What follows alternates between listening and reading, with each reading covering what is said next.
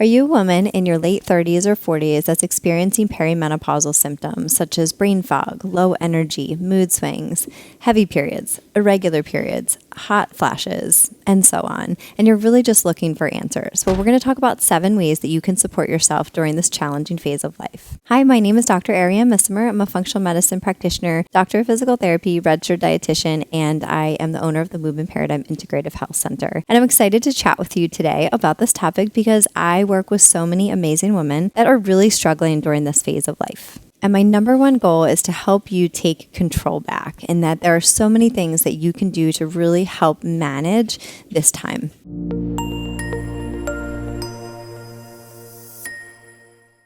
So during this phase of life that can start as early as 35 and can go all the way through our 40s, the average being 40 to approximately 48 years old, is going to be this perimenopausal time period. And what happens is we are having a decrease in the amount of eggs that are produced by the ovaries. So we have a roller coaster of estrogen. So it's going up and down, could be day to day. And we have a slow, steady decline of progesterone. We want to think about estrogen and progesterone as being like sisters, and sometimes they don't always disagree. So in this phase where estrogen is really all over the place and progesterone is slowly declining, this is what can wreak havoc on our systems. So this can cause anything from our cognitive and mental changes like our brain fog and forgetfulness, but then it can also cause all of the irregular cycles and again, potentially having hot flashes. There's so many symptoms that can arise from these influx of hormones on a day-to-day basis. Progesterone is really what keeps estrogen in check.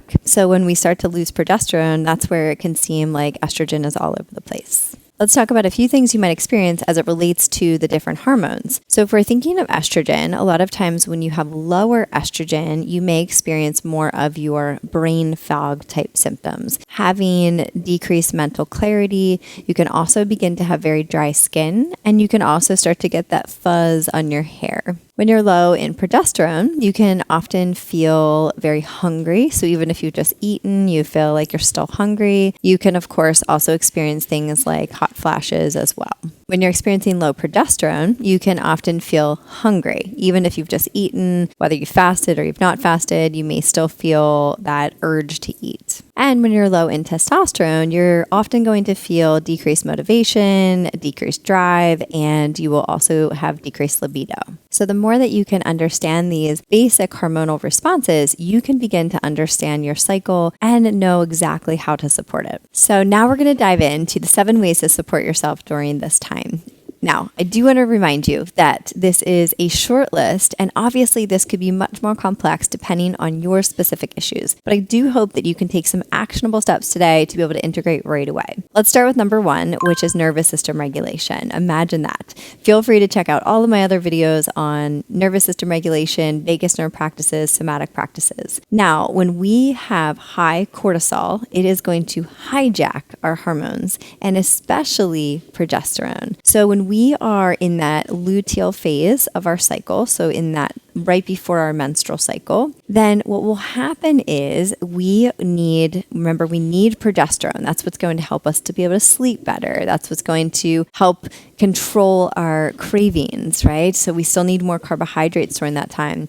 But if we are super stressed, if we are over exercising, then we are going to hijack progesterone. So it is extremely important throughout your entire cycle, especially during that luteal phase, that you really want to make sure you're addressing R&R. So whatever that means to you, doing some exercises, doing some meditation, getting a massage, but really making sure that you're focusing on nervous system regulation. Number 2 is addressing endocrine disruptors. So if you have not done this already in your life, I suggest you start now. You can go to EWG, Environmental Working Group, and you can go to Skin Deep, and you can begin to assess your products. You can put in your cleaning products and your facial products and your shampoos and your conditioners, and you start to learn about all of the endocrine disruptors that are in all of the things that you may be using. This is an amazing start to really begin to decrease your toxic load and can make a profound difference on your system. Number 3 is detoxification. So when we're referring to our hormones, they're going to go through 3 phases of detoxification in the liver and in the gut. And if at any point we are not able to detoxify well, perhaps that's based on genetics, perhaps that's based on our increased toxic load, or our inability to detoxify, we are going to have significant hormonal imbalances. So I just wanted today to give you a few ideas of how you can begin to go about this. One is you can begin to start lymph drainage. So you can check out our video on 3 ways to improve your lymphatic system, where you're doing a manual lymph drainage, and you can also integrate dry brushing. You can also use things like a rebounder or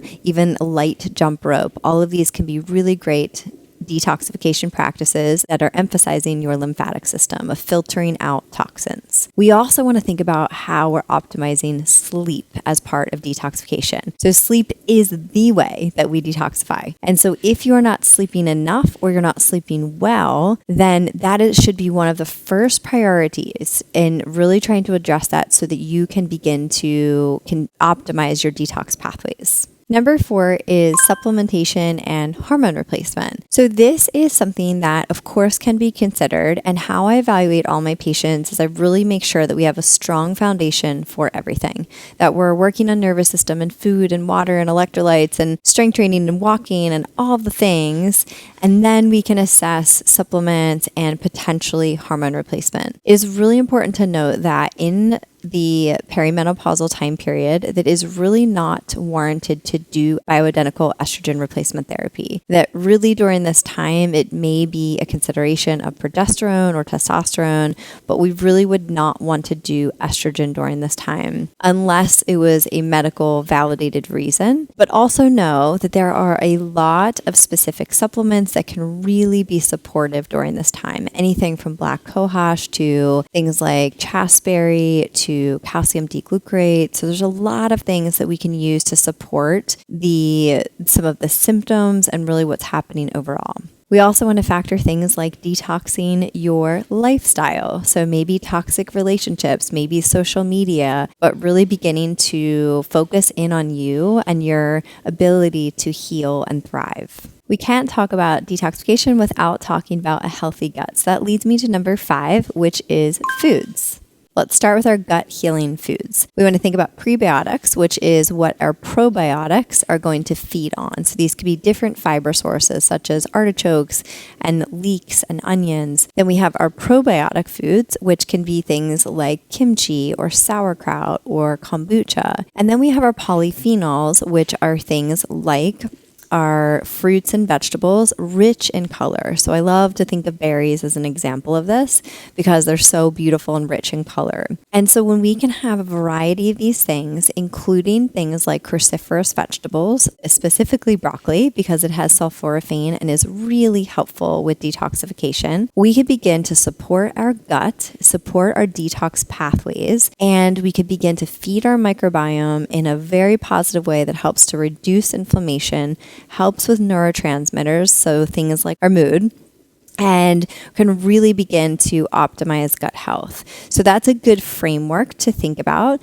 In addition to that, we want to think about having plenty of healthy fats and healthy lean proteins. That is vital during this time, really all the time, but especially during perimenopause. Number 6 is fasting. This can be a very powerful tool in your perimenopausal time period. Now, what we want to think about with fasting is that in your first phase, your follicular phase, you have estrogen that is slowly starting to rise starting day 1 of your cycle when you're actually bleeding. So as this is happening, we have an inverse relationship with insulin. So we want to actually think about not going overboard on carbohydrates during this time. And this is actually a time where we can fast and we could tolerate longer fasts. So we could work up to perhaps 13 hours, 14 hours, 17 hours, even potentially longer depending on your experience with fasting. But when we move into the next phase of the cycle, which would be day 10 through day 16 in our ovulation phase, this is where we don't want to be doing longer fasts because now we have estrogen and testosterone starting to rise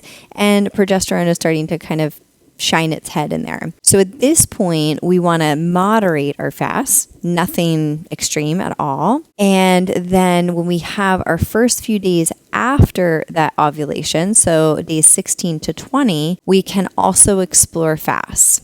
But once we get to day 20, no fasting. This is actually where we need more carbohydrate-rich foods. So if you are experiencing these cravings and you don't understand them, that is a real thing because we need glucose to help to make progesterone. So we actually need more carbohydrates. We need more magnesium-rich foods, for example. So our pumpkin seeds and even chocolate, all of those things can be part of that luteal phase. So we can think of this as really influencing autophagy, which is getting rid of those less viable cells and helping with metabolic flexibility. So especially if you're dealing with increased weight gain, and can help with detoxification. Number 7 is exercise. So the things that we want to consider here are this. 1, I would strongly advise you to work towards a minimum of 7,000 steps a day, upwards of 10,000 steps a day. This is absolutely critical. It's so important for blood sugar regulation. It's important for mitochondrial and cellular health. It is important for fat loss. It is low intensity. I could go on and on about how important it is, but this should definitely be a priority. So wherever you're starting from, think I'm going to increase from this amount by 1,000 steps. The second thing I would absolutely prioritize during this phase is strength training. So you want to be thinking at least 3 days a week of strength training because you're trying to really support lean muscle mass. That is the organ of longevity. It is extremely important as we go into menopause that you want to build as much muscle as you possibly can. So I would really prioritize that. And then things like cardiovascular activity, if you have the other basics down, I would absolutely encourage that too. But get the basics down first. And the other huge consideration is this. In the first phase of your cycle, so starting day 1 to day 10, you can up the ante. You can work a little bit harder. You can even incorporate some high intensity if that feels okay to you. But at the end of your cycle, no high intensity, no increased, really intense activity. You want to be thinking rest, restore. You can decrease the intensity of your activity. And that way you can really support your hormones during all these phases. I hope that was helpful. There's 7 tips for you that can hopefully guide you during this challenging phase of life. And if you need more individual attention, please reach out. We would love the opportunity to help you on your journey. And if you are interested in whole body wellness, accessible to everyone, reach out on our app, the Movement Paradigm app on Apple and Google. We have lots of nutrition, movement, nervous system regulation to really help you thrive. Thank you so much as always for joining.